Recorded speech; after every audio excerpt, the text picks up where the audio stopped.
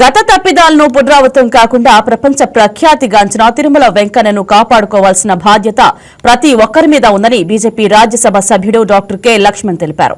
VIP break దర్శనంలో తిరుమల శ్రీవారిని ఆయన దర్శించుకున్నారు. దర్శన అనంతరం ఆలయ రంగనాయక మండపంలో వేద పండితులు వేదాశీర్వచనం చేయగా ఆలయ అధికారులు స్వామివారి తీర్థప్రసాదాలు అందజేశారు.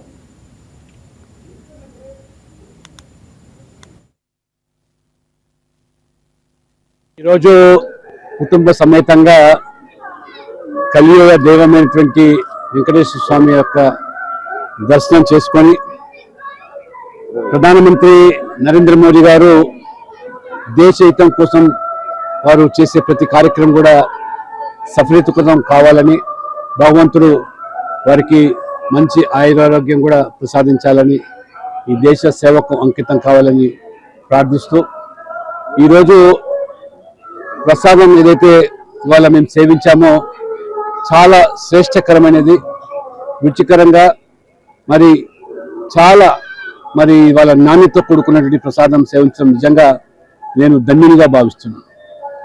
గతంలో జరిగినటువంటి పొరపాట్లు, తప్పిదాలు, మరి లడ్డు ప్రసాదంలో జరిగినటువంటి కల్తీ లాంటివి అన్నీ కూడా నిరూపితమైనవి.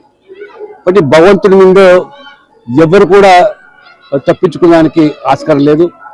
కాబట్టి భగవంతుని ముందు, చట్టం ముందు ఖచ్చితంగా తప్పిదాలకు పాల్పడ్డ వాళ్ళు శిక్షార్హులు. కానీ ఈరోజు ప్రపంచవ్యాప్తంగా మరి ప్రఖ్యాతిగాంచినటువంటి ఈ పవిత్రమైనటువంటి దేవాలయం యొక్క పవిత్రతను కూడా కాపాడాల్సిన బాధ్యత అందరి మీద ఉన్నది.